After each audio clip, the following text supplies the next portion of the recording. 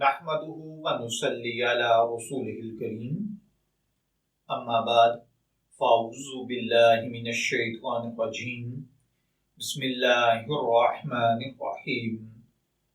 السلام علیکم dear viewers, خوابوں کی تعبیر کے آپ کے فیورٹ چینل ڈریم انفو سے میں ہوں شبیر احمد۔ ہمارا آج کا ٹاپک ہے خواب میں مقعد یعنی پاخانہ کرنے کا جسمانی عضو دیکھنا۔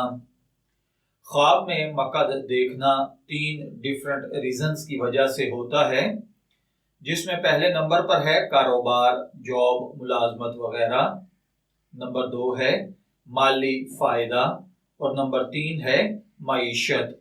اب یہ تینوں چیزیں ہماری زندگی میں کیسے مختلف تعبیر یا ان کی تعبیرات بنتی ہیں، تو چلیے بڑھتے ہیں اپنے آج کے ٹاپک خواب میں مقعد دیکھنے کی جانب۔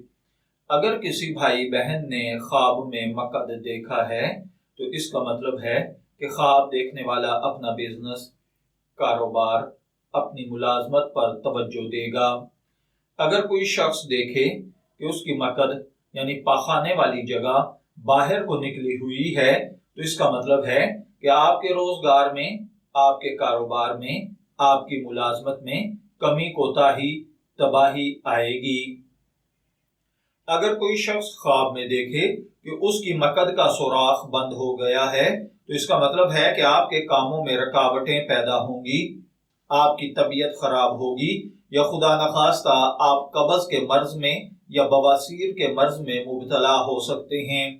اور اگر کوئی شخص خواب میں دیکھے کہ اس کے مقعد سے آسانی کے ساتھ پاخانہ نکل رہا ہے تو اس کا مطلب ہے کہ خواب دیکھنے والا راحت، ترقی، نیک نامی، شہرت، سہولت، آسائش والی زندگی باعزت طریقے سے گزارے گا۔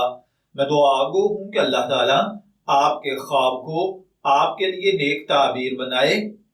ڈریم انفو سے شبیر احمد کو اجازت دیجیے، پھر حاضر ہوں گے کسی نئے خواب کی تعبیر کے ساتھ۔